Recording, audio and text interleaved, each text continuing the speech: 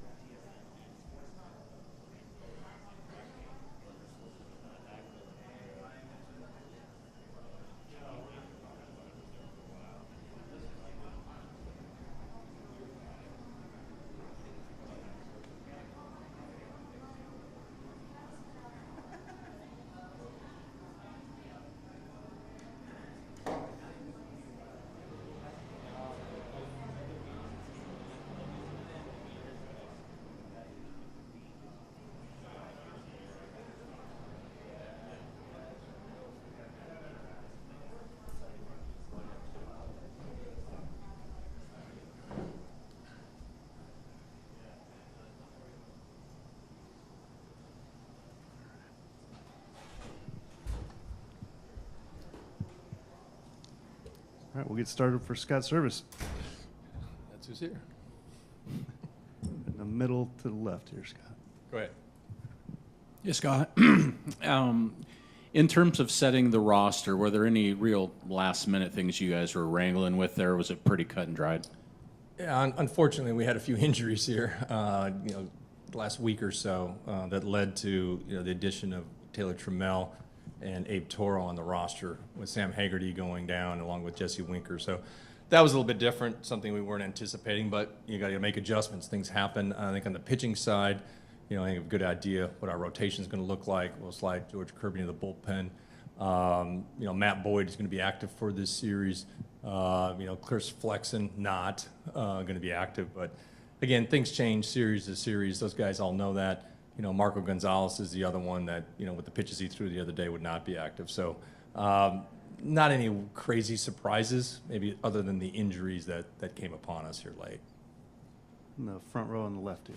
Speaking of Toro, what did you see from him that made you add him to the roster, and how happy are you about the season he's had, or just the way that he's fought back to get into the lineup?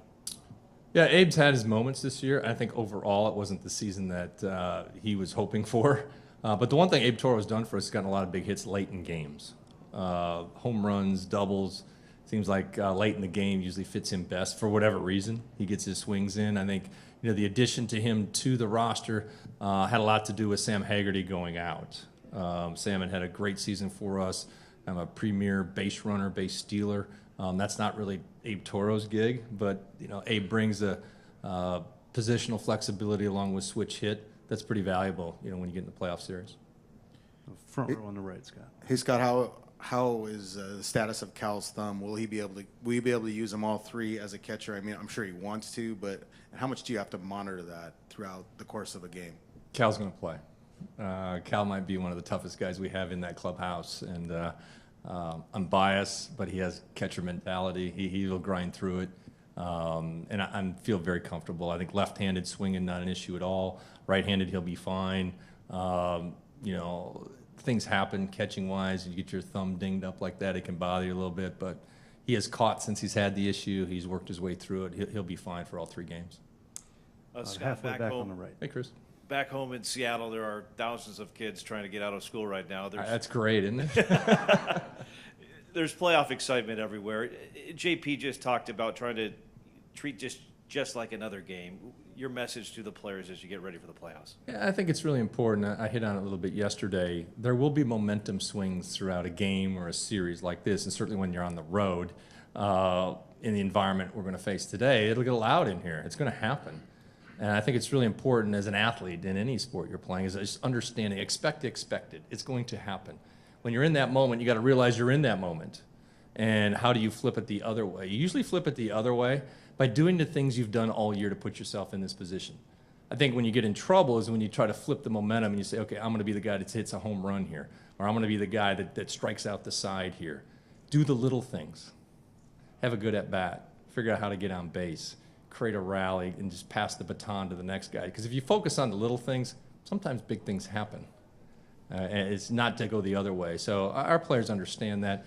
Again, expect it's going to happen. That's the beauty of playoff baseball.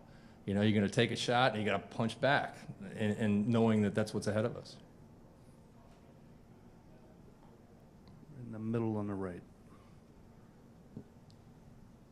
Scott, you've talked about the heartbeat of Luis Castillo on the hill. What about your catcher, Cal Raleigh? All eyes are going to be on him from everybody that's on the field. What do you expect from him in that regard? Cal is, there's certain guys that you just have total confidence in, and he's earned my trust. He's earned the trust of our entire coaching staff, especially our pitching coaches. Cal's really good at staying in the moment, understanding how to work through a lineup and based on what the pitcher has that day and what's working and what's not working, and having the ability to make in-game adjustments. There are certain players throughout the course of the game that are really hard to talk to lock in during the game. Cal's not one of those. You can talk to Cal. Hey, Cal, here's what I'm seeing. What are you seeing? Our pitching coach, Woody, does a great job in-game with him. So he gets it, and he's looking forward to this. I think a big advantage for him, he grew up in a household. His dad was a longtime coach. Like he gets how coaches think, and he's thinking along with us. So a ton of confidence in him and leading our pitching staff. Front row on the right here. Hey, Scott, this is a little off the wall, but Yeah, I'm sure it is, Ryan. yeah, it's what I do. Going off what Chris said, but a lot of people were complaining about having to work or kids having school. Can you give a permission slip right now on the video to tell people? I give everybody the permission slip to at 1 o'clock today. All kids should be out of school, and everybody working in an office in Seattle, take it to the bar. Thank you. Second row on the right here. Hi, Scott. Hey, Aaron. How does your team use its youth or overall lack of playoff experience as an advantage? Is it an advantage? You tell me. It's exciting. And I think young players, we all have to go through firsts at different things in our lives, okay? It's the first girl I kissed. It's the first time I asked somebody to marry. Different firsts, right? And I think if you go through it with the right attitude, understanding that there's going to be a little bit of nerves. There's going to be the things that you've never experienced before, but really embrace it. I am going to have a good time today. I joked earlier, maybe till about the 7th inning, we figured out what pitcher's going in the game, but I'm going to try to enjoy it because I know how hard it is to get here. And I think that's the way you have to go about it. And as long as you understand what's coming, there will be some bumps in the road. But as far as the energy, the excitement of young players, I'm looking forward for Julio to stand in the box to open this game up. I really am. Couldn't have a better player leading off the game for us. And as I go through, these guys making their first playoff appearances, and there's some guys that we have that have been in the league for a while that never played, in a playoff game, and seeing how Haney handles it and what Ty does, and guys that have just been such a big part of our core going forward. I'm excited for them. So I think you look at the enthusiasm going through the first time, and you don't know how you're going to handle it. I remember my first time in the playoffs. It should be a lot of fun for them, their families, the people have helped them get to the point we're at, and they should enjoy it. In the middle to the right here. Hey, Scott. What's the key in your mind to the approach against a tough pitcher like Alek Manoah? He's good. There's no question about it. He's been good all year. We saw him earlier in the season. He pitched very well against us in a very tight game in Seattle.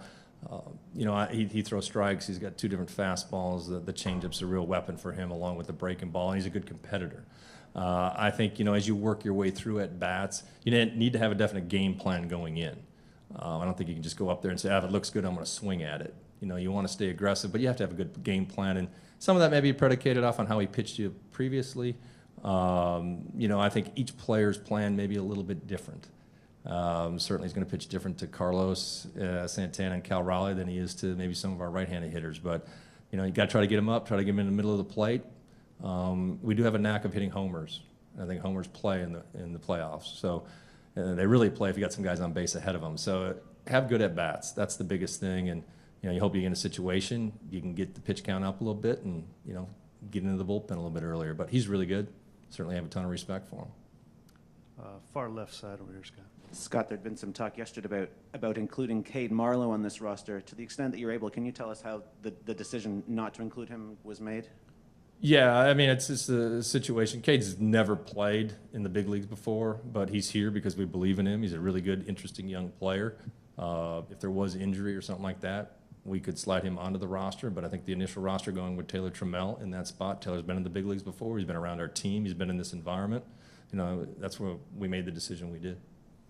Right in the front here, Scott. Scott, I know your focus is on today's game, but we're getting ready to talk to Robbie, and this is a big return for him and making a start for why you guys acquired him and spent that money.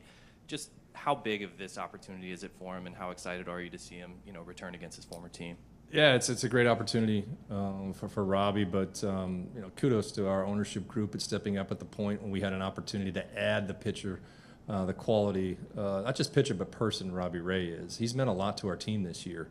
And I think you've seen that really come out probably over the last month, 2 months, more than it did earlier in the year, taking on a little bit more of a leadership role with the whole group, not just with the other starting pitchers. So I'm excited for him. He's been a great addition to our organization. It has been awesome. I love his intensity. And, I had a meeting with him early in spring training and talked about, when you sign a player to that length of contract, it ultimately becomes a partnership between the manager and the player. We're working together for a common goal, and that has certainly developed throughout the course of this season. I think it's going to be exciting for him. I know his stuff is going to be really good tomorrow, and I know you'll hear him grunting. So I'm looking forward to all those things. One more for Scott. Scott, it seems like one of the real keys in this series for your ball club will be bullpen sliders. Nearly every one of those guys has a phenomenal slider. It doesn't seem like that's a coincidence that your bullpen has that as a common thread. I mean, when you kind of look back in the last, maybe not just this year, but in the last couple of years that this bullpen has built to this point it is now, like how has that pitch organizationally, like the focus, the emphasis on that? Obviously, there's a lot of work behind the scenes that we don't know about and we don't see.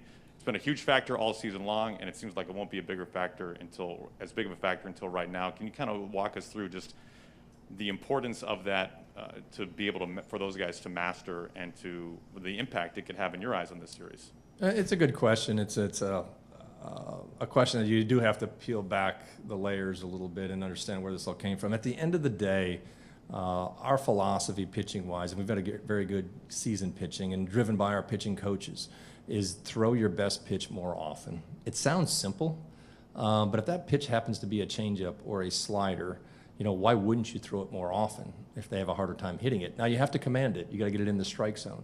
And our guys have done a good job with that. They do a very good job of controlling the zone. So you talk about the slider and how effective that can be. All of the guys that have a slider for us, every one of those sliders is different.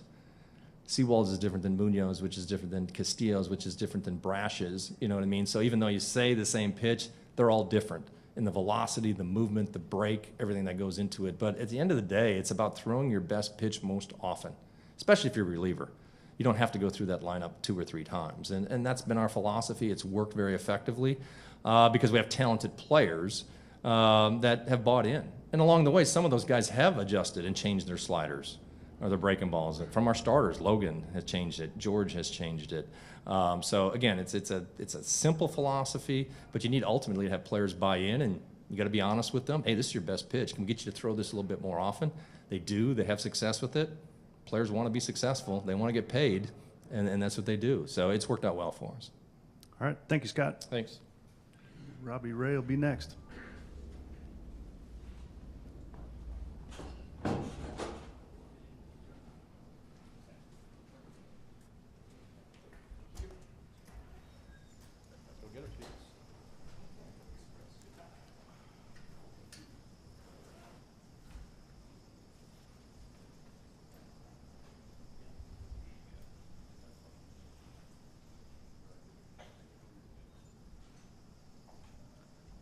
All right, we'll get started with Robbie Ray.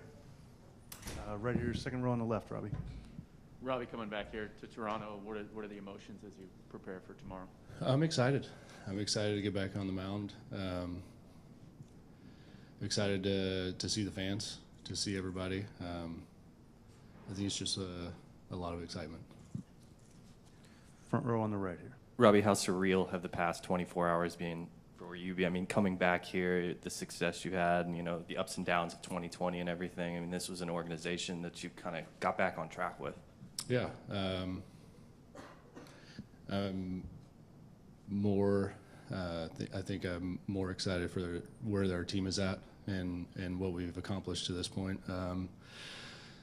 For me, I'm proud of those guys in the locker room and what they've done, all the adversity that we've gone through this year with, some injuries that we've had to deal with. And,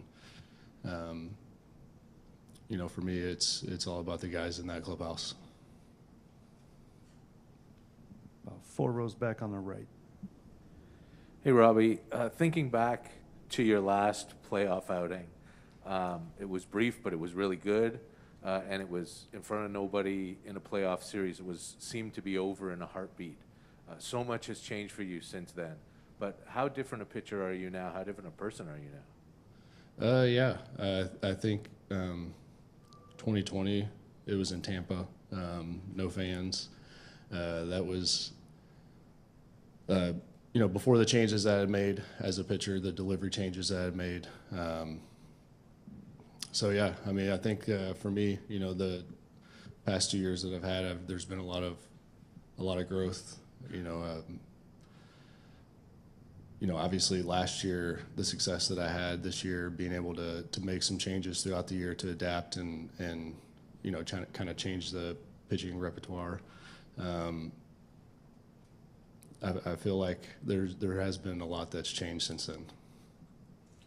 Robbie, you've played here when this place is loud and rocking, but your teammates also seem to thrive no matter what when there's just people there. How will you guys handle it, or what are you expecting from your team now when you know that this place is going to be very loud?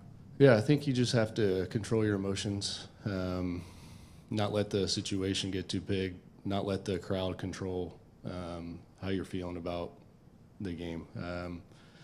It's obviously going to be very loud here. I mean, the roof's closed. They're going to be packed out. They're going to be the fans here are loud. They love baseball. They love the Blue Jays. So it's going to be loud. And I think for me, it's just understanding that we're still playing baseball, and this is we just have to continue to play the way that we have that has gotten us here. And like I said, not letting the situation get too big. Not letting the crowd control the narrative. Front row on the left here. Robbie, can you go at all into why you chose Seattle instead of Toronto when it was time to sign a new contract? And did the restrictions in Canada because of the pandemic play into that? Yeah, I mean, I chose Seattle. We had played a series last year there. Late in the season, the fans were loud. It was a fun atmosphere. Seeing the team, talking to guys, it seemed like a really good fit. And obviously, the financials behind it were a big part of it too, because I'm trying to set up my family for a long time. And I mean, I'm not going to sit here and lie to you. That was a big part of it, the money aspect of it as well. Those were kind of the two biggest factors for me. Far right over there, Robbie. Hey, Robbie, welcome back. Just obviously, this lineup really well. They know you. I know you're a different pitcher a little bit this year, but how does familiarity play into how you're game planning them and how you think they're game planning you? Yeah, it's going to be interesting. For sure. I faced them earlier in the year and had some success, but, it's obviously this lineup is a really good lineup. They can hit the ball really well. So I think for me, it's just focusing on one pitch at a time. That's my game plan going into every single game and executing one pitch, not trying to be 2-3 pitches ahead of guys. I just need to focus on, what I need to accomplish, and that's executing one pitch at a time. I know that you have to, like you said, pitch your game and do that stuff. Does your mindset change at all if tomorrow is do or die? No, it's the same. I mean, I treat every game the same. I mean, I go out there, and my goal is to put up zeros and give my team a chance to win, get as deep as I can into games, and regardless of the situation, that's my number one goal. And well, I don't know. As pitchers, I know you generally, when you were here, your relationship is with Pete and Bush, as far as the coaching staff is concerned. But can you speak at all to John Schneider? Did you have a relationship with him? Are you surprised to see that he's taken over? Or? No, I ultimately thought that he would be in a manager position. I didn't necessarily think it would be here or where it would be, but I felt like he was built to be a manager somewhere. I mean, he was the communication with him, even in the position he was in when I was there, was great. It was top notch. It's what you want from staff, and you could just tell that the players really respected him and cared about what he had to say, and it was evident by the way he carried himself that he was destined for a manager job. We're in the front left. Robbie, when you signed with Toronto, it was a sort of bet on yourself kind of contract. How much good did this team and staff do for you in terms of maybe just helping you achieve more and reaching another level? Yeah, it was.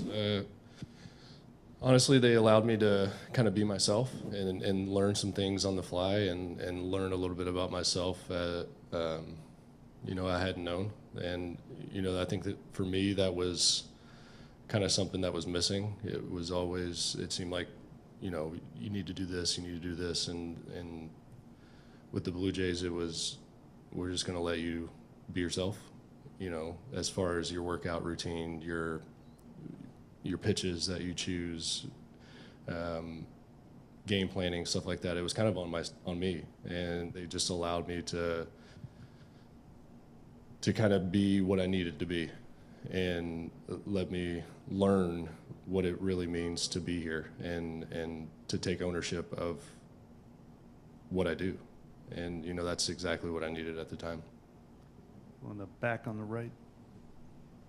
Hey, Robbie, obviously you didn't get to make your return during the regular season. Have you thought at all about how the crowd might welcome you back tomorrow? Honestly, no. I mean, I would think that it would be pretty positive, but I mean, again, this is a playoff, so it could be a lot of boos for sure. Anything else for Robbie? One in front here.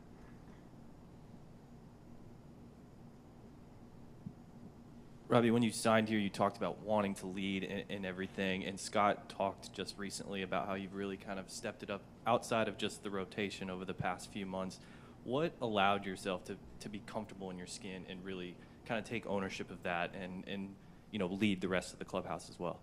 Yeah, I think it's just developing those relationships with the guys around me in the clubhouse. I think it's, you know, walking the walk, not just talking about it. I think for me it was just getting the guys comfortable around me, and then just being able to kind of slide into that position of where guys start to listen, and when you start talking, you know, the whole room listens. And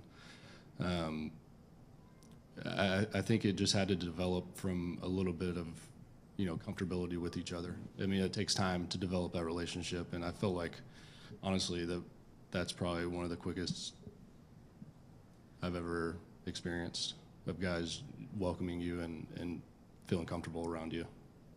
We'll go one more for Robbie, back on the right over there. Robbie, there's a possibility that Kevin Gosman pitches against you tomorrow. Does it add any extra intrigue for you that it may be you against the guy they signed to replace you that same week you left? No.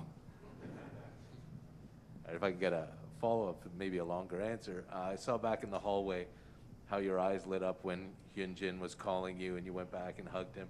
Did he or anybody else here have an especially large impact on you player-wise when you played here? Yeah, Hyunjin was great. That relationship has continued even past, you know, me leaving, and we call each other, text each other. It's, you know, there was a special group that we had last year, and you know, I still stay in touch with some guys over there, and I mean, who doesn't love Hyunjin? I mean, he's a great human being. I mean, he's awesome, and he took care of me. He always brings a smile to your face when you see him, and it's, you know, for me, being able to see him today and give him a big hug was awesome. All right, thank you, Robbie.